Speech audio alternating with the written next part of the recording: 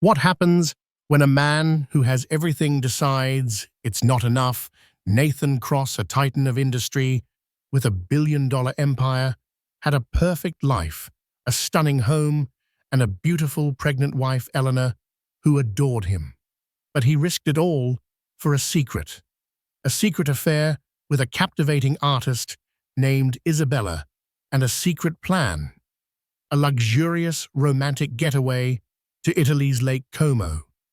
He thought he had covered every track using encrypted apps and private jets, but he made one tiny mistake. And for a woman like Eleanor, a woman with a past, he had conveniently forgotten one mistake was all she needed. This isn't just a story of infidelity, it's the story of a wife who turned her heartbreak into a weapon, hacking her way into her husband's secret life to orchestrate a check-in he would never forget. The lie was a masterpiece of casual cruelty woven into the fabric of a Tuesday morning. Nathan Cross, a man whose net worth fluctuated with the market but always remained stratospheric, stood by the floor-to-ceiling windows of his Manhattan penthouse, the city sprawling beneath him like a conquered map. On his ear, the discreet diamond of a custom earpiece fed him the hushed, efficient tones of his concierge. "The Kingfisher Suite at the Videst is confirmed, Mr. Cross," the voice murmured, a ghost of Swiss politeness. "From the 17th to the 21st. The arrangements for Ms. Rossi are in place. The Maserati will be waiting at Malpensa. Perfect, Antoine. Bill it to the holding company account, the usual one." Julian's voice was a low, confident baritone, the sound of money and the power that came with it. His eyes, the color of aged whiskey, scanned the horizon, but his mind was 5,000 miles away, picturing the cypress-lined shores of Lake Como, the glint of sun on water, and the feel of Isabella's skin under his hands. He turned as he heard a soft footfall on the marble floor. Eleanor, his wife. She was 7 months pregnant, a beautiful, burgeoning vessel of his legacy, and at that moment the sight of her sent a pang of something he refused to name, guilt perhaps, or more accurately, irritation through his chest. She was carrying a small silver tray with 2 mugs of the herbal tea her nutritionist insisted upon. Her smile was genuine, untroubled, and it cut him deeper than any accusation could. "Good news, my love?" she asked, her voice as gentle as the morning light that haloed her dark hair. Nathan plucked the earpiece from his ear and gave her the smile he reserved for board members, and his wife, dazzling, reassuring, and utterly hollow. "The Singapore deal. It's finally happening. I have to fly out Thursday. It's a killer, I know, but it's the last big push before the baby comes. Then I'm all yours." He watched her face for any flicker of doubt. There was none. Only a soft, resigned disappointment. "Oh, Julian, again. You promised. I know, Ellie, I know." He crossed the room in 3 long strides, taking the tray from her and placing it on a slab of polished granite that served as a coffee table. He wrapped his arms around her, careful of her swollen belly, and inhaled the familiar, comforting scent of her shampoo. It smelled of home. It smelled of obligation. "Last one. I swear on this baby's life." He felt her nod against his chest, her body relaxing into his embrace. The ease of her trust was his greatest tool and his greatest burden. She was a good woman, an intelligent one. Before she had become Mrs. Cross, Eleanor Vance had been a rising star in the world of data analytics, a mind so sharp she could find patterns in chaos. He had loved that about her, had been captivated by her intellect. But over the years, cocooned in the silken cage of his wealth, her brilliant mind had been turned to softer pursuits, managing their homes, curating their social calendar, and now preparing for their child. He thought, successfully domesticated her genius. That afternoon, he met Isabella. Her gallery in Soho was a stark white space, where the art was as challenging and expensive as she was. Isabella Rossi was everything Eleanor was not. Where Eleanor was soft curves and quiet grace, Isabella was sharp angles and vibrant energy. Her hair was a fiery red. Her laughter was loud and uninhibited, and her ambition was a palpable force. She was a climber, and Nathan was her Everest. Como, she breathed her lips close to his ear as they stood in the gallery's private back office. A massive, chaotic, abstract painting, one of her own, pulsed on the wall behind them. "You actually did it." "I told you I would," Nathan murmured, his hand tracing the line of her jaw. Her skin was electric, her scent a complex, heady mix of turpentine and a bespoke perfume from a small house out in Paris. Le Serpent Rouge, she called it, the red snake. And Eleanor, the question was a pinprick to his ballooning fantasy. "She thinks I'm in Singapore, closing a deal." Isabella pulled back slightly, her green eyes searching his. "For how long, Julian? How long are we going to be?"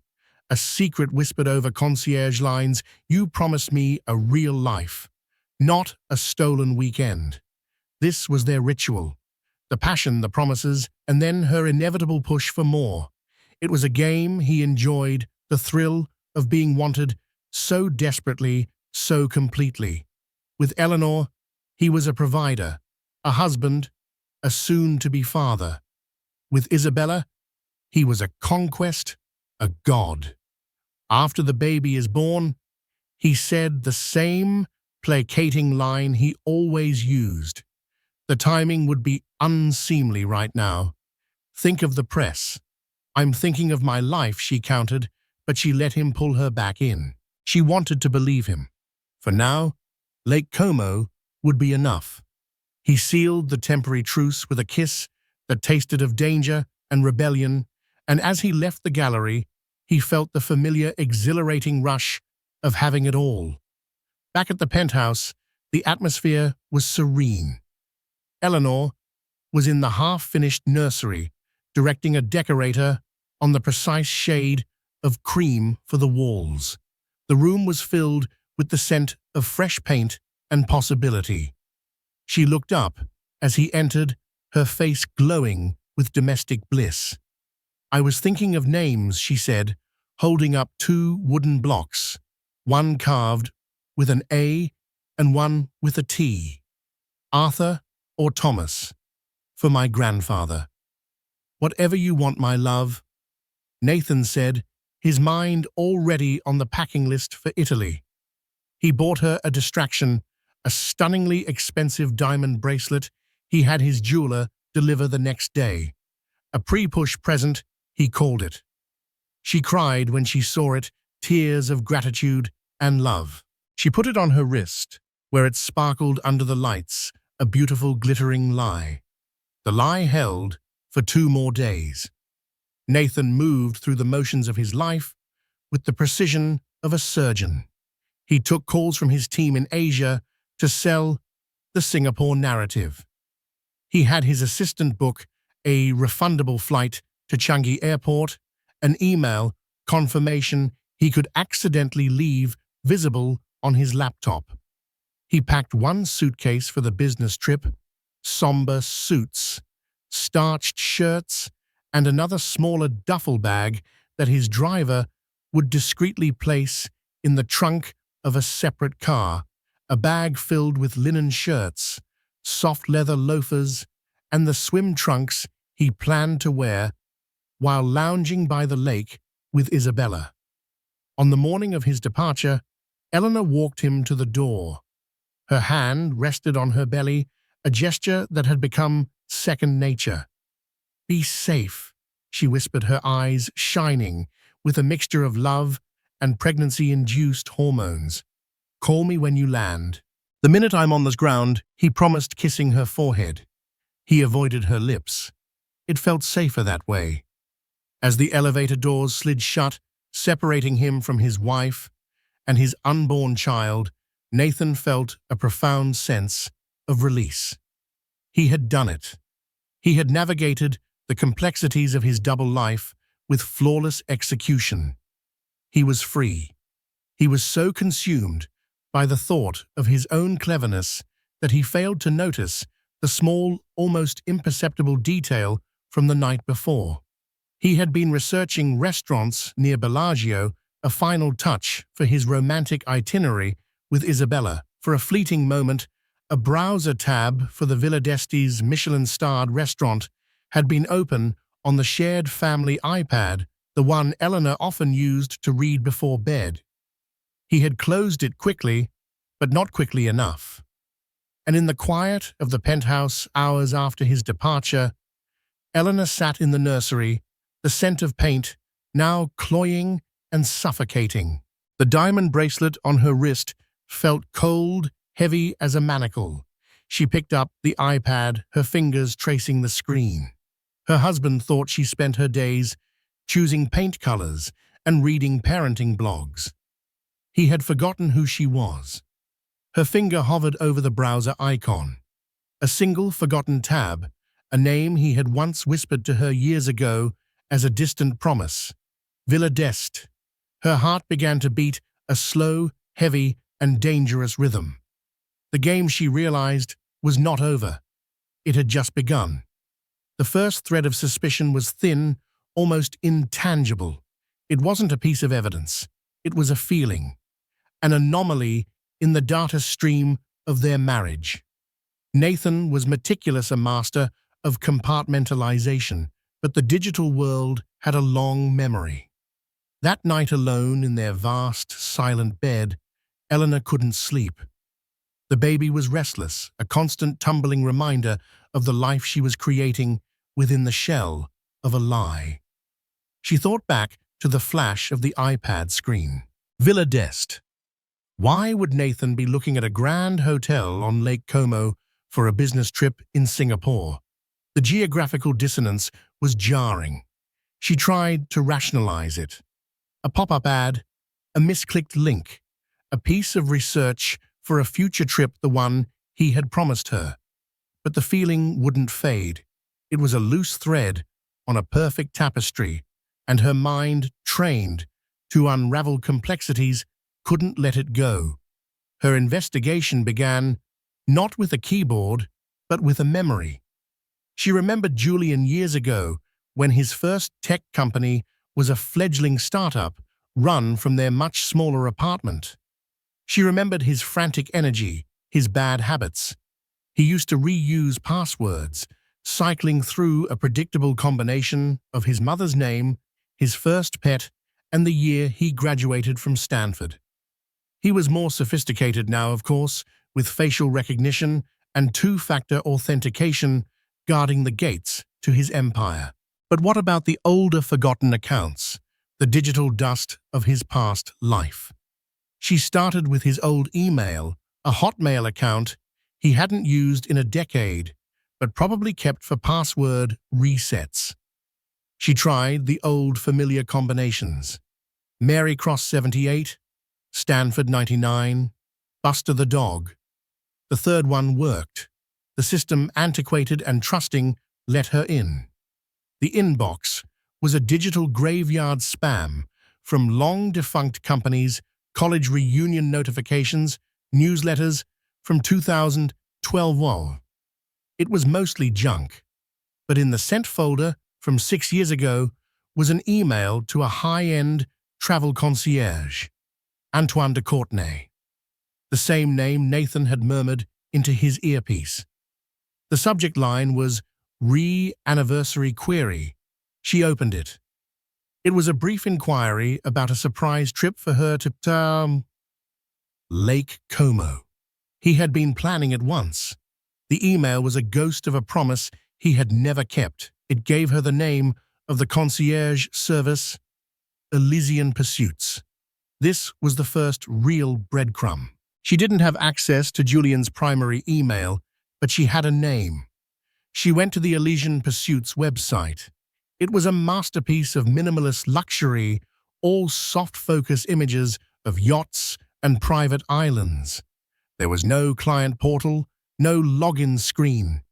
It was a service built on personal relationships and discretion. Hacking it was impossible, so she didn't try. She employed a different skill, social engineering. She found Antoine de Courtenay on LinkedIn. His profile was professional, listing his experience in bespoke travel experiences for UHNW individuals. It also listed his alma mater, the prestigious Swiss hotel school, École Hôtelière de Lausanne. A little more digging a search on Instagram, and she found him. His profile was private, but his bio had a link to his hobby, a blog dedicated to vintage watch restoration. Elellanena smiled. Men like Nathan and the men who served them had passions they liked to display. She created a new email account, something anonymous and professional. Vintage timepieces. Inquiry@gmail.com. She crafted a careful email, not to Antoine, but to the general inquiries address for his watch blog. Subject query regarding a 1968 Patek Philippe Calatrava. Dear Mr. de Courtenay, I was incredibly impressed by your detailed restoration of the Valjoux 72 movement. I am a private collector and have recently come into possession of a 68 Calatrava, but the dial has some minor water damage. I see that you specialize in this area. Before I consider sending it for a consultation, could you tell me if you have any experience with the specific luminescent material used in that model year? It was specific knowledgeable, and it played to his ego. It positioned her as a peer, a fellow enthusiast. It was a shot in the dark, but it was better than nothing. While she waited, she explored another avenue. Nathan was a creature of habit. He had a corporate American Express Centurion card, the mythical black card, for his major business expenses. She was a supplementary card holder, but had never looked at the statements. Their business manager handled all that. She logged into her own Amex portal. She couldn't see the primary card's full activity, but she could see pending charges made by supplementary cards issued on the account. He had one.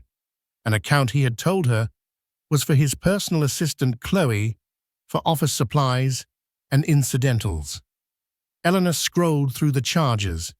A lot of Starbucks office catering stationery orders, but then a few weeks ago, a charge that stood out. Le Serpent Rouge Parfumerie, Paris, $850. An absurd price for perfume. She Googled the name. It was a niche, almost cult-like brand. The top hit was an article in Vogue France about rising art world star Isabella Rossy, who described the fragrance as her signature scent. The name hit Elellanena like a physical blow. Isabella Rossi. She knew that name. Nathan was a patron of her gallery. He dragged Elellanena to a showing a few months back. Elellanena remembered the artist, a slash of red hair, a predatory confidence. She had seen the way Isabella looked at Julian, a proprietary hunger that Elellanena, in her trusting haze, had dismissed as artistic temperament. She felt the air leave her lungs. It was no longer a suspicion. It was a reality taking shape in the cold glow of the monitor. The next morning, an email notification popped up. It was from Antoine de Courtenay. Dear collector, the 68 Calatrava is a beautiful piece. The loom is tricky, it can be quite fragile. I would be happy to discuss it further. Perhaps we could connect for a brief call. I am currently traveling with a client, but I could make some time this afternoon. His guard was down. She had found the key. She replied immediately, agreeing to a call. When he called, she didn't pick up. Instead, she waited 5 minutes and called him back, feigning a bad connection. "Antoine's so sorry about that. The reception in my building is terrible," she said, her voice smooth and calm. "It's Elellanena Cross, Julian's wife." There was a stunned silence on the other end of the line. She could almost hear the gears turning in his head, the panic setting in. "Mrs. Cross," he finally stammered. I was expecting someone else." "I'm sure you were," she said, letting a sliver of ice enter her tone. "Listen, Antoine, I have a problem, and I'm hoping you can help me solve it with maximum discretion. Nathan is on his way to Singapore, as you know, a very stressful last-minute deal. But I've just found out that his business partners are flying in to surprise him there. The problem is, he booked a companion for the trip, to help him unwind." She let the lie hang in the air. She was framing it not as an affair, but as a sordid business arrangement, something a man like Antoine would understand and want no part of. Ms. Isabella Rossi, she continued, her voice flat. "It's a terrible misunderstanding, a mistake made under pressure. It would be catastrophic if his partners arrived and found her there. You understand?" "Of course, Mrs. Cross. Absolutely." Antoine's relief was palpable. He was being offered a way out, a way to be on the right side of the mess. "I can't reach Julian. He's in the air," she lied. "I need you to fix this. Cancel Ms. Rossi's arrangements, all of them, the hotel, the car, everything. Tell the hotel there's been a change of plans. The trip is now a solo business engagement. Nathan will be working, not entertaining. Consider it done, Mrs. Cross." Antoine said, his voice now crisp and efficient. He was back in his element, solving a problem for a powerful client. "I will handle it personally. My sincerest apologies for any confusion." "Thank you, Antoine. Nathan and I value your discretion." She hung up. Her hand was trembling, not with fear, but with a surge of cold, clarifying adrenaline. She had done it. She had severed Isabella from the equation. She pictured Isabella arriving at the airport in Milan, expecting a Maserati, only to find nothing. She imagined her showing up at the Videst, only to be told there was no reservation in her name. But it wasn't enough. It was a defensive move. It stopped the affair, but it didn't address the betrayal. Nathan would simply come home, feign surprise that his mistress never showed, and lie to her face. No cancelling wasn't enough. She needed to do more. She needed to be there. She looked at her own reflection in the dark screen. The tired eyes, the roundness of her face, the pregnant wife, the clichés. A fire ignited in her chest, burning away the grief and leaving something hard and sharp in its place. He thought she was a domesticated pet. He was about to be reminded that she was a wolf. She opened the airline website. She booked a first-class, fully refundable ticket to Milan for the next day. Then she picked up her phone and dialed the number for the Videst directly. It was time to stop being a ghost in the machine. It was time to become a player. The grief was a storm that raged inside her for a full hour. It was a physical thing, a tempest of betrayal that left her breathless and hollowed out. Elellanena sat on the floor of the nursery, surrounded by the soft creams and gentle blues of a future that now felt like a parody, and she wept. She wept for the man she thought she had married, for the trust she had given so freely, and for the child who would be born into the wreckage of their life. But as the storm subsided, the landscape of her heart was changed. The soft ground of sorrow hardened into the bedrock of resolve. The Elellanena who had cried on the floor was gone. The woman who rose to her feet was someone new, someone forged in the fire of Julian's deceit. She was no longer just a wife. She was an adversary. Her objective shifted. It was no longer about preventing the affair. It was about controlling the outcome. Nathan had built his empire on strategy, on anticipating his opponent's moves and staying one step ahead. She would beat him at his own game. The first move was to secure her resources. She walked into their home office, a cathedral of mahogany and steel, and sat at Julian's monolithic desk. With a few clicks, she logged into their primary joint investment account. It was a staggering number, an amount of money that felt more theoretical than real. She had never touched it, had never felt the need. Now she saw it for what it was, a tool, a weapon. Following the precise instructions she had Googled on a burner phone, how to wire funds without triggering an alert, she initiated a transfer. Not half, not a vengeful, obvious sum. She transferred 30% of the liquid assets to a new account she had opened that morning in her maiden name, Eleanor Vance. It was enough to be a fatal blow to Julian's immediate financial flexibility, but perhaps subtle enough not to trigger an immediate lockdown from the bank. It was a strategic strike, not a scorched earth maneuver. She was crippling him, not destroying him. Not yet. The second move was to assemble her team. She had one person she could trust implicitly. Her friend, Anya Sharma. They had met in a graduate-level coding seminar at Columbia and had been inseparable until Julian's world had swallowed Eleanor whole. Anya had resisted the pull of corporate life, starting her own successful cybersecurity firm instead. She was brilliant, fiercely loyal, and had a healthy disdain for men like Nathan Cross. Eleanor called her. "Anya, I need a favor, a big one." She didn't have to explain everything. Anya heard the steel in her voice and understood. "What do you need, Ellie?" "I need you to be my ghost," Eleanor said. "I'm going dark for a few days. I need you to monitor Julian's communications. His assistant, his driver. I'll forward you the details. If anyone asks, I'm at a spa retreat in the Berkshires. No cell service. A complete digital detox before the baby arrives.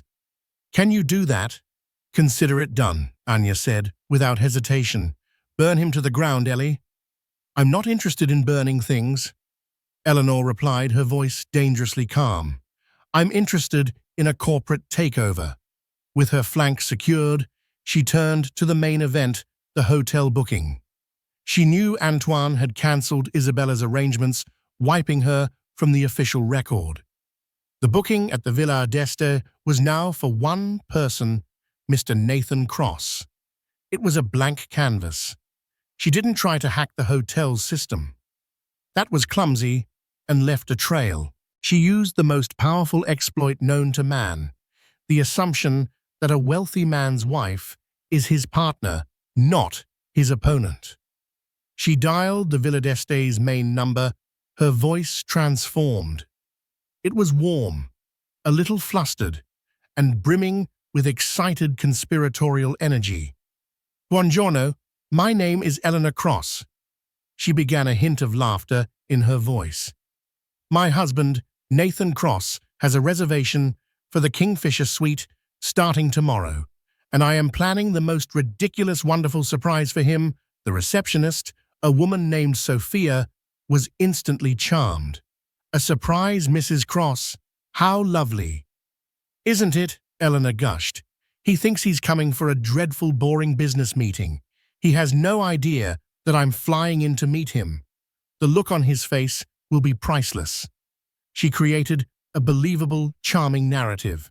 She was the adoring, heavily pregnant wife, making a grand, romantic gesture. "Now I need your help to make it perfect," she continued, lowering her voice as if sharing a secret. "Could we first of all make sure the booking is updated to reflect both our names, Mr. and Mrs. Nathan Cross? I don't want any confusion when I arrive." "Of course, madam. Right away," Sophia said, tapping at her keyboard. "And," Eleanor added, "this is the most important part. When he arrives, and he will be arriving alone, Remember thinking it's a business trip. I want you to tell him that his wife has already checked in and is waiting for him in the suite. Can you do that for me? I want to see his jaw hit the floor." Sophia giggled. "It will be my pleasure, Mrs. Cross. This is the most romantic thing. You're a lifesaver, Sophia. Oh, and one last thing. Could you possibly arrange for a prenatal massage for me on the morning of the 18th? And could the minibar be stocked with San Pellegrino and extra folic acid supplements? Nathan is so wonderfully paranoid about my health." "We will take care of everything," Sophia promised.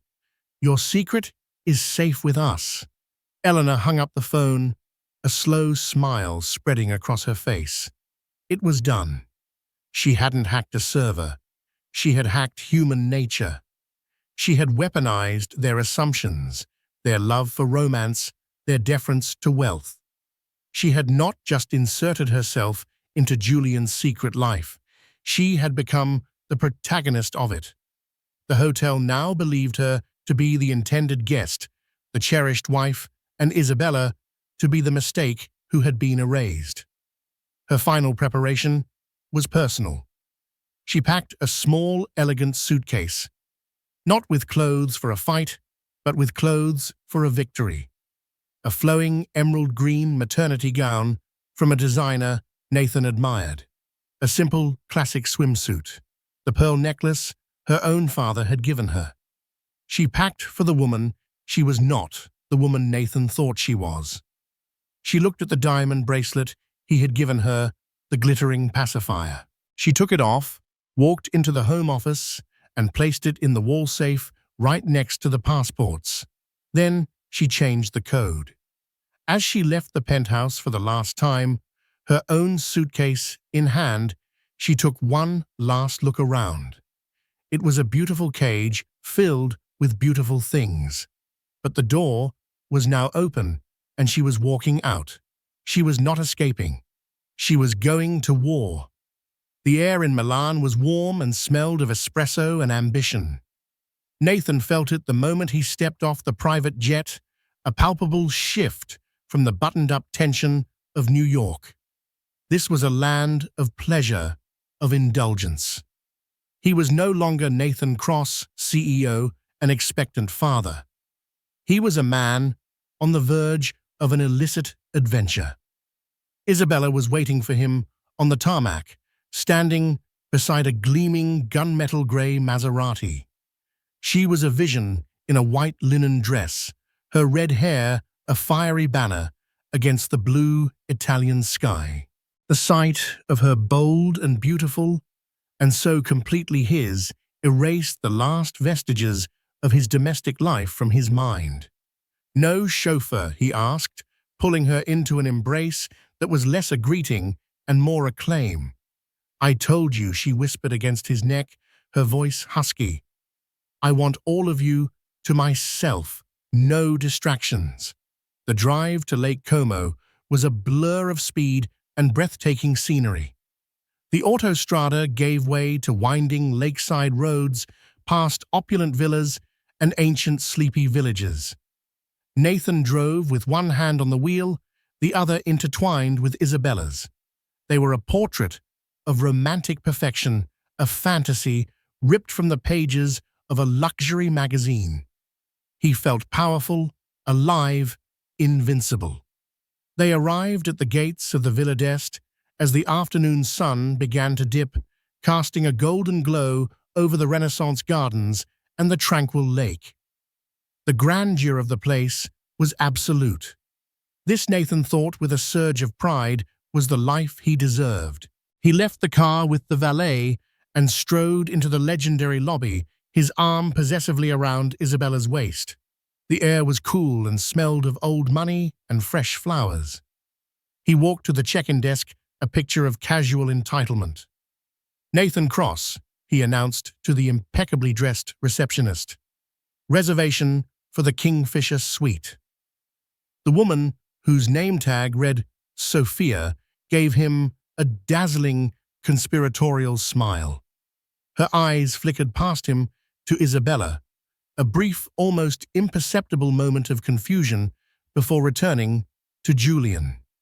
"Mr. Cross, welcome to the Videst," she said, her voice brimming with a strange excitement.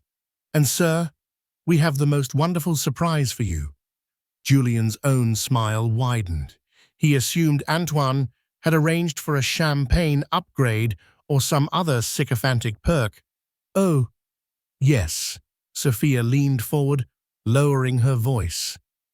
"Your wife, Mrs. Cross's, already checked in.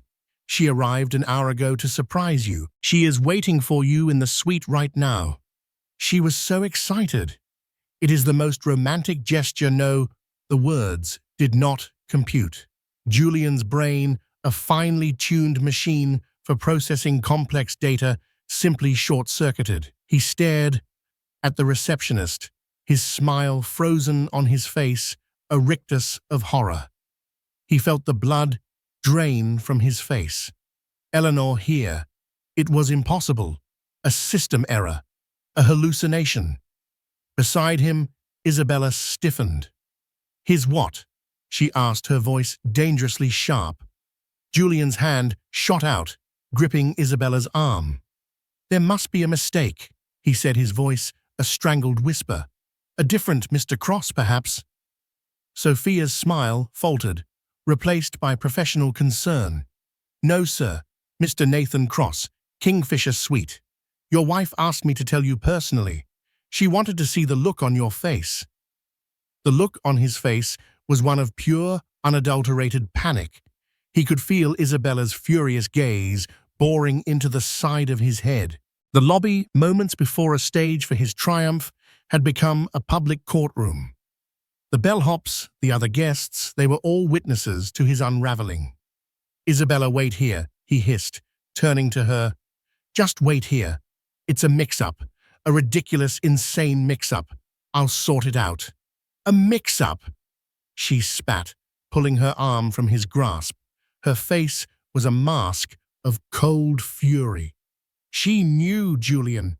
That little mouse knew. And she set a trap. He didn't have time to argue. He had to get to the suite. He had to see for himself.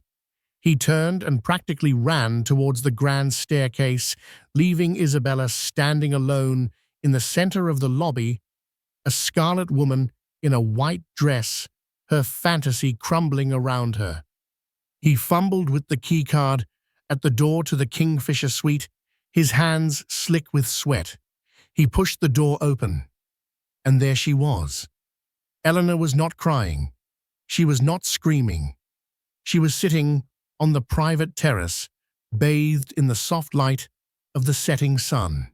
The lake stretched out before her, a canvas of deep blue and shimmering gold. She was wearing an emerald green gown that draped elegantly over her pregnant form. A glass of sparkling water sat on the table beside her. She looked up as he entered, and her expression was not one of rage or of heartbreak. It was one of serene, absolute power. "Julian," she said, her voice as calm and cool as the evening air. "You're late. I was beginning to worry." He stood, paralyzed in the doorway. "Eleanor? What? How?" "The booking was for Mr. and Mrs. Cross, was it not?" she said, taking a slow sip of her water. "I grew tired of waiting for you to take me to Lake Como, so I decided to come myself. It's even more beautiful than you described." She paused, her eyes locking with his. "Though I imagine your +1 is having a rather awkward moment with the concierge." The dam of his composure broke. "What have you done?" he demanded, his voice cracking. "I've corrected a clerical error," she replied smoothly, "and I've secured my assets." She watched him, her gaze unwavering. "The 30% I transferred this morning from the investment account, consider it my severance package, or perhaps a seed fund for the baby's trust. I haven't decided." He stared at her, dumbfounded. The money. She knew about the money. "You can't do that," he stammered. "That's..." Perfectly legal, she finished for him. I consulted a lawyer, a very good one. Her name is Sharon Stone. Well, not the actress, but just as formidable. She was quite interested in the holding company you use to fund your extramarital activities.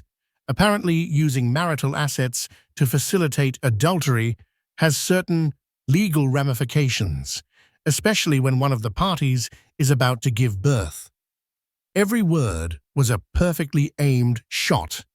He felt his world tilting on its axis. The power, the control, the invincibility he had felt just minutes before evaporated, leaving him exposed and pathetic. And just so we're clear, Eleanor continued standing up and walking slowly towards him, her hand resting on her belly. This is how it's going to work. You are going to grant me a quiet, swift divorce. The terms will be my terms. The narrative will be my narrative. You will tell everyone that you had a breakdown, that the pressure of fatherhood was too much, and that I, your loyal and long-suffering wife, finally had enough.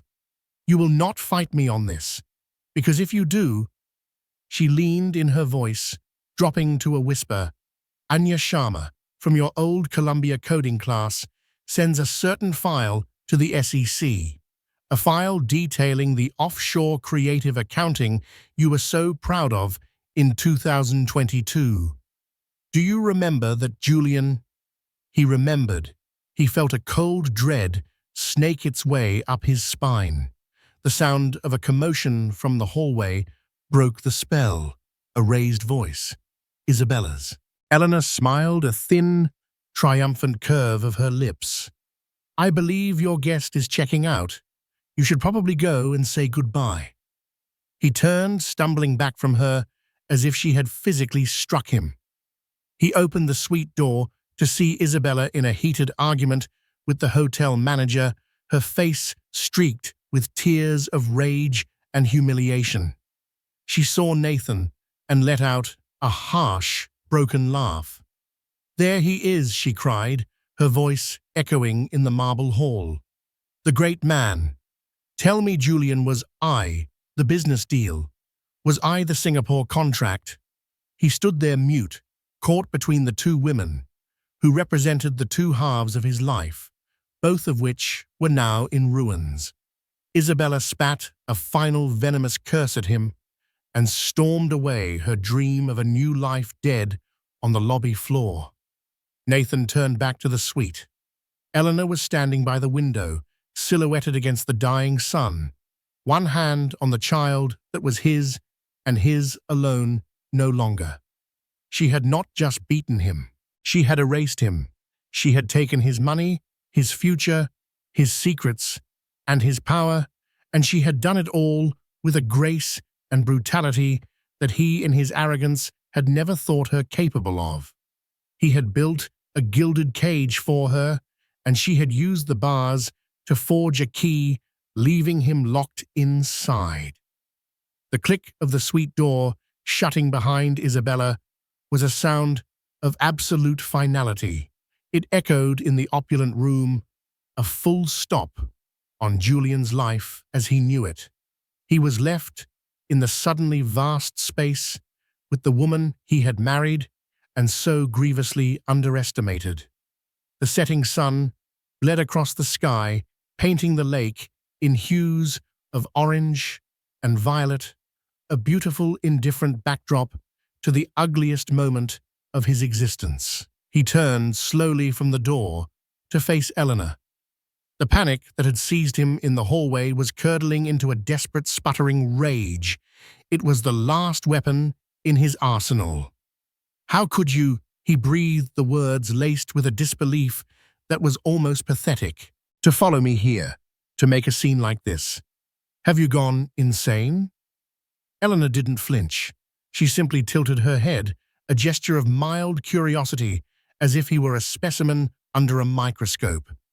On the contrary, Julian, I believe I have for the first time in many years become completely sane.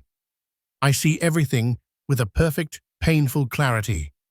You've ruined everything, he shot back, taking a step towards her. our life, our family. You lit the match, Julian, she interrupted, her voice cutting through his anger like glass. I am simply managing the fire. Let's not confuse the arsonist with the firefighter. She walked over to a plush armchair and sat down, gesturing to the sofa opposite her. Sit down, we have things to discuss. It was not a request. He hesitated, his pride warring with the cold dread that was now his dominant emotion. He looked at her, truly looked at her, and saw a stranger. The soft, accommodating woman he had molded into the perfect corporate wife was gone. In her place was Eleanor Vance, the data analyst who could see the truth in the noise, a woman who had just processed the data of his betrayal and calculated the optimal path to victory. He sank onto the sofa, his bespoke suit suddenly feeling cheap and ill-fitting. Let's be efficient, she began, her tone that of a CEO leading a board meeting. I find I have little appetite for prolonged melodrama. Here are the terms of our separation. They are, I must stress, non-negotiable. She ticked the points off on her fingers, her hand steady. 1. You will agree to an immediate and uncontested divorce on the grounds of irreconcilable differences. The petition will be filed by my legal team on Monday morning. A divorce, he scoffed, a hollow, desperate sound. Eleanor, you're pregnant? Think of the child. I am thinking of nothing else, she said, her eyes flashing with the first real fire he had seen in them. I will not raise my child in a house built on lies with a father whose promises are worthless. Which brings me to point 2, I will have sole physical and legal custody. No. The word was an animal grunt. No. You will not take my child from me. He or she is not a possession, Julian. Not a legacy to be stamped with the Cross name. He is a person who deserves a stable, honest home. You will be granted supervised visitation contingent upon a court-mandated psychological evaluation and your demonstrable commitment to sobriety and fidelity should you ever enter into another relationship. My lawyers have already drafted the agreement. He stared at her, his mind reeling.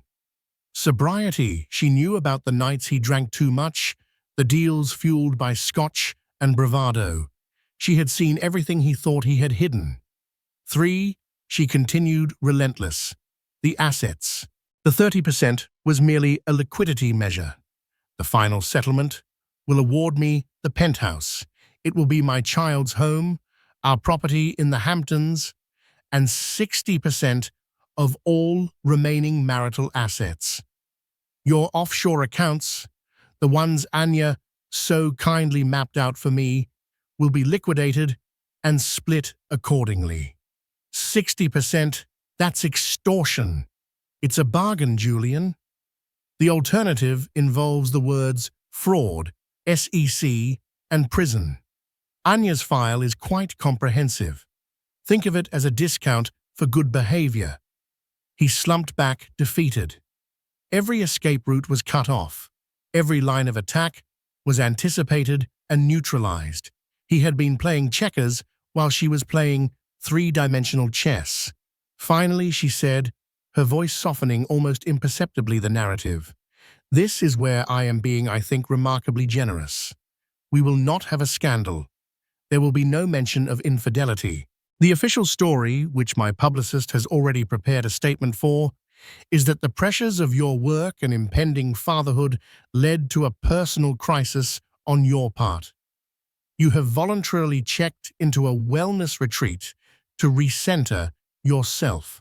I, as the dignified, supportive wife, have requested privacy for our family during this difficult time. It paints you as tragic, not monstrous.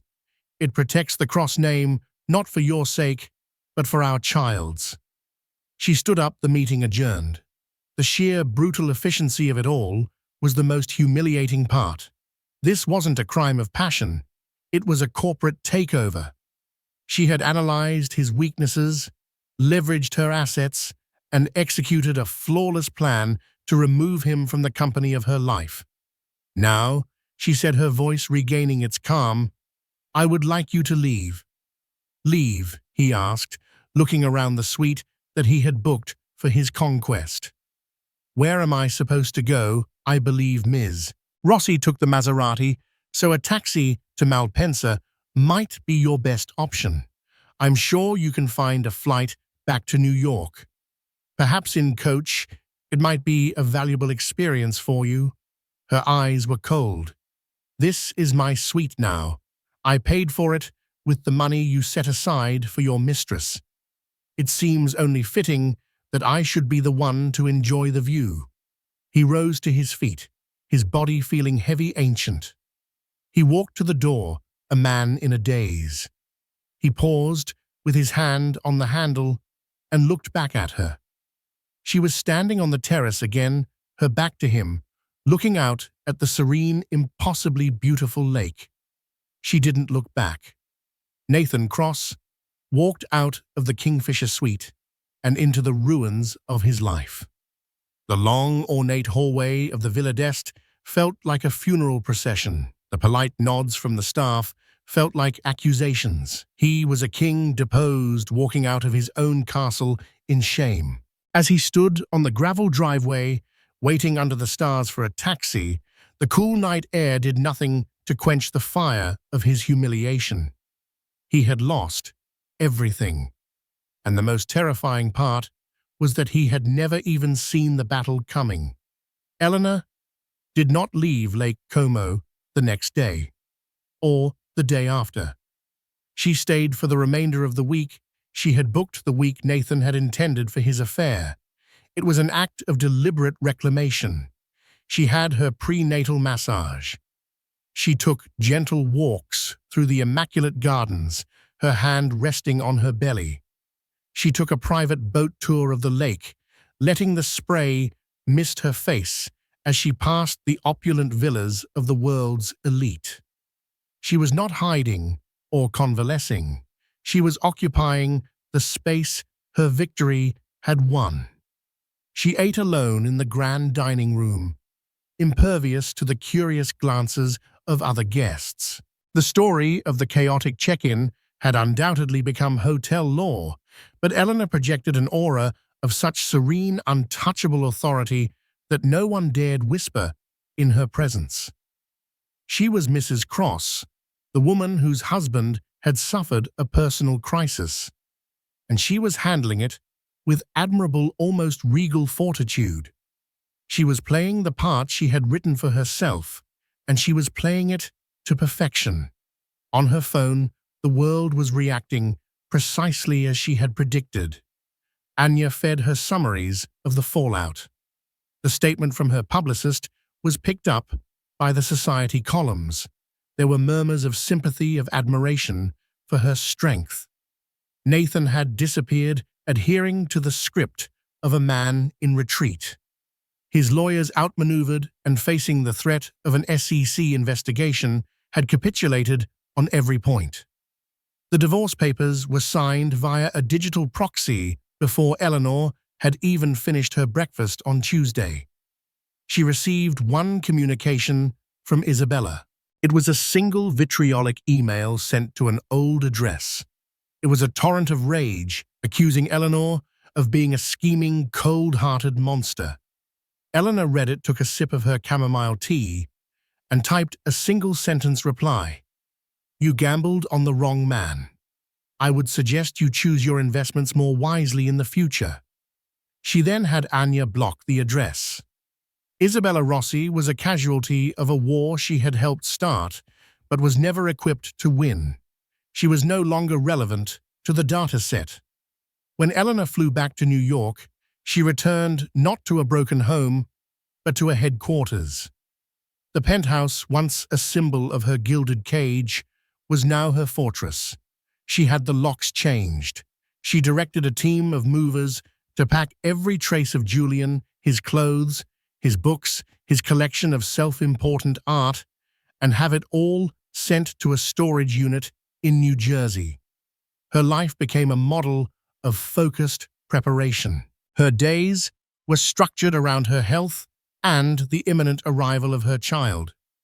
Prenatal yoga meetings with her doula, consultations with a new team of financial advisors, all women, all recommended by her formidable lawyer.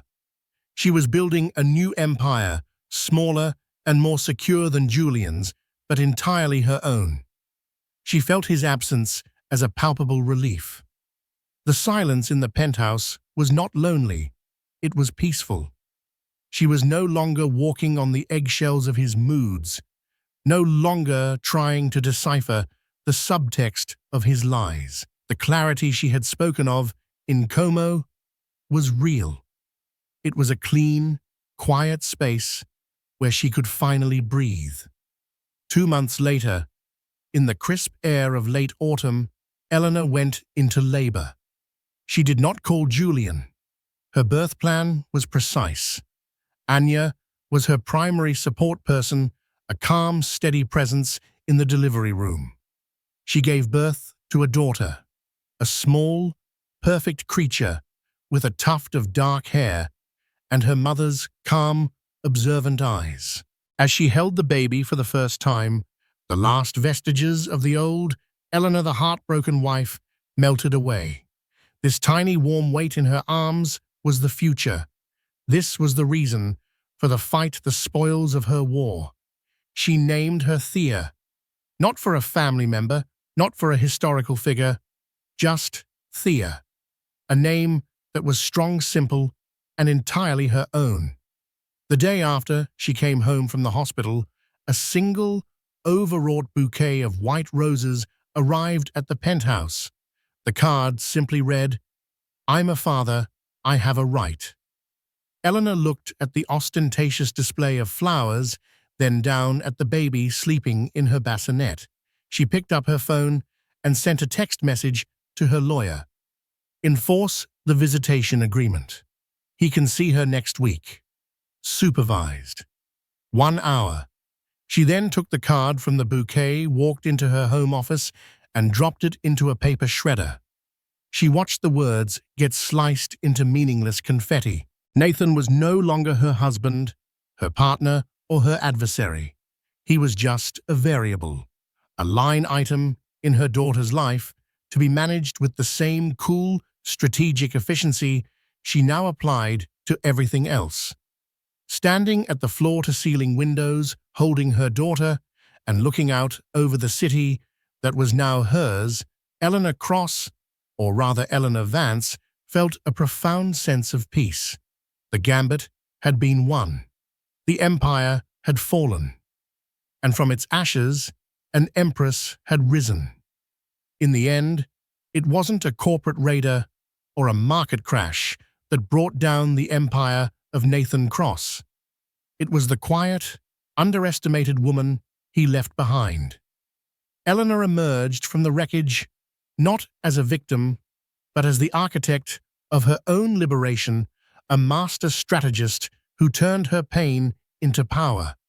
Nathan was left with nothing but the consequences of his choices, a man haunted by the ghost of the life he so carelessly destroyed. Isabella became a cautionary tale, a painful lesson in the dangers of betting on a man who values no one but himself. The story ends with Eleanor watching the last light fade over Lake Como, her hand on her belly. She is alone, but for the first time in a long time, she is not lonely. She is free, the sole author of the next chapter. What do you think Eleanor's next move should be? Is this justice or is it revenge? If this story of love, betrayal, and brilliant strategy captivated you, prove you're not a robot by hitting that like button, share this video with a friend who loves a dramatic twist, and be sure to subscribe for more tales of intricate webs and shocking truths. Let us know your thoughts in the comments below.